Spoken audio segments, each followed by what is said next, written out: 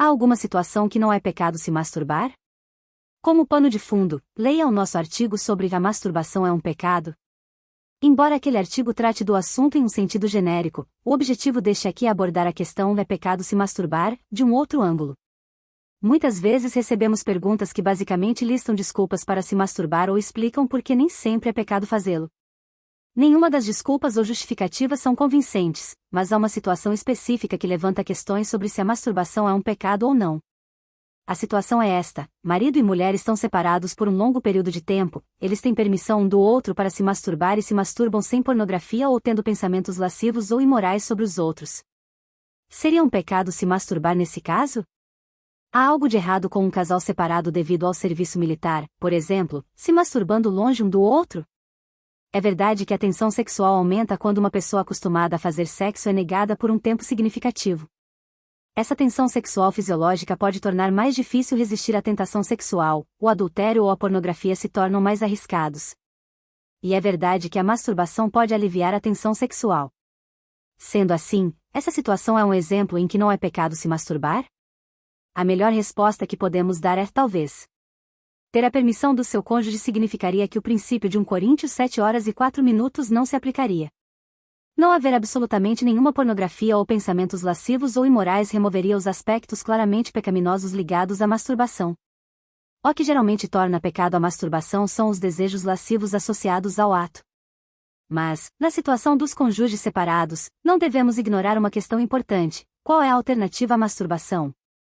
O que aconteceria se uma pessoa nessa situação não se masturbasse? Dizer que ele ou ela seria incapaz de resistir à tentação é negligenciar o poder da habitação do Espírito Santo. 1 João 4:04. A Bíblia nos instrui a fugir da tentação sexual. 1 Coríntios 6:18, 10:13, 2 Timóteo 2:22. A Bíblia não nos diz para encontrar maneiras de tornar a tentação menos poderosa.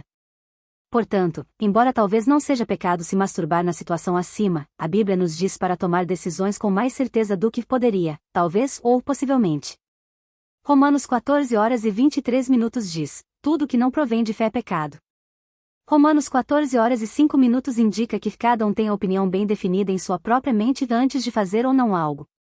O fato de que ainda é pecado se masturbar, está sendo perguntado mostra uma falta de garantia. O questionador está dando evidências de não ter uma opinião bem definida. Perguntar será que deixa de ser pecado se é perigoso em sua essência porque tal questão busca brechas no que são padrões sólidos. Melhor do que tentar encontrar situações em que um pecado não seja mais pecaminoso é ficar o mais longe possível dele.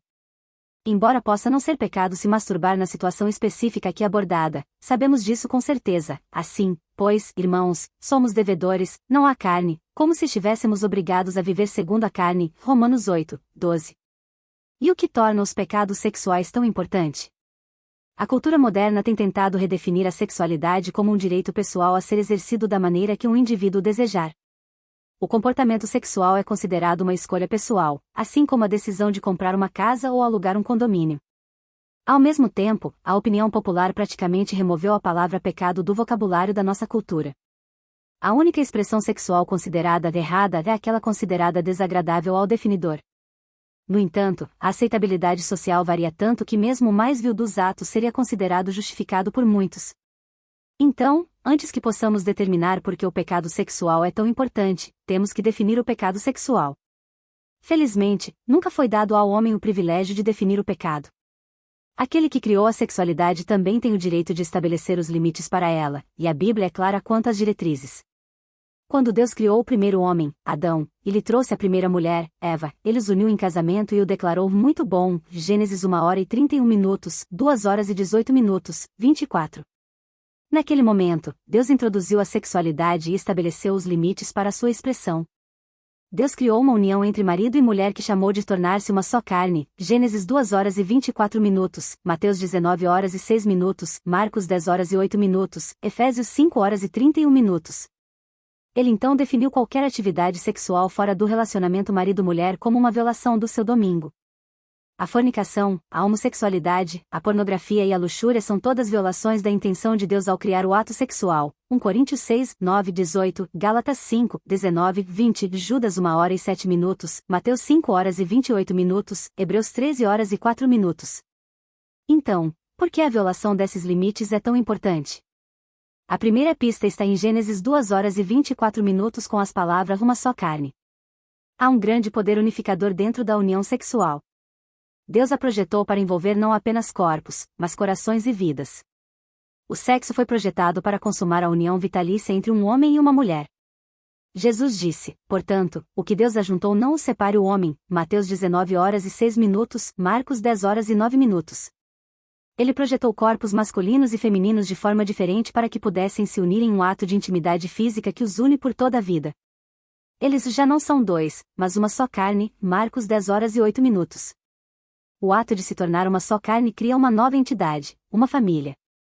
Essa força poderosa também traz nova vida, Gênesis 4h25.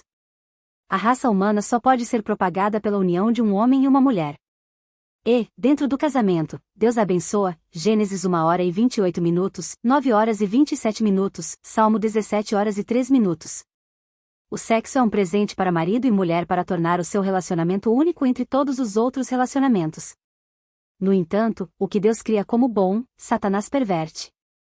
Satanás começou a sua profanação insidiosa no jardim do Éden com as palavras: é assim que Deus disse? Gênesis 3h01. E esse desafio à autoridade de Deus continua ainda. Quando usamos a sexualidade como entretenimento ou para satisfazer a luxúria, depreciamos a beleza desse poderoso dom e desafiamos aquele que o projetou. Também colhemos as consequências do nosso pecado. Nossa desobediência sexual tem produzido um mundo cambaleante sob o peso da doença, aborto, perversão, abuso sexual infantil, vício e exploração sexual.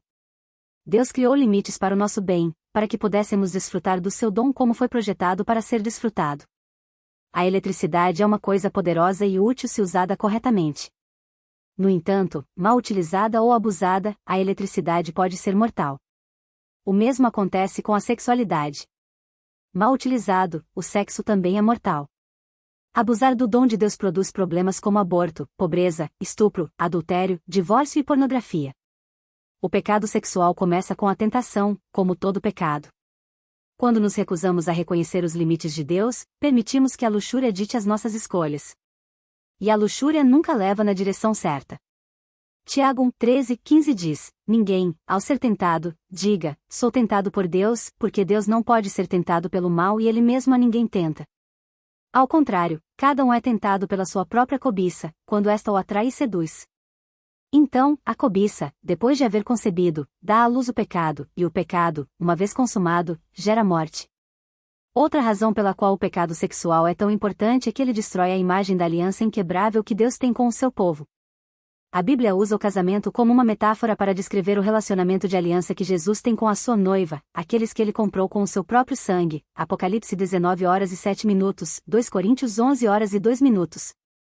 No Antigo Testamento, Deus frequentemente comparou Israel rebelde a uma esposa rebelde, usando o adultério como uma figura do mais hediondo dos pecados. Jeremias 3h06. Deus criou o ato sexual para ser a consumação de um relacionamento de aliança, uma aliança da qual Deus participou. Malaquias 2h14, Mateus 19h06, Marcos 10h09. A aliança do casamento ilustra a aliança inquebrável de Deus conosco. Fazer sexo fora do casamento viola a intenção de Deus e traz sérias consequências. O pecado sexual contamina mais do que apenas os nossos corpos físicos. 1 Coríntios 6h18.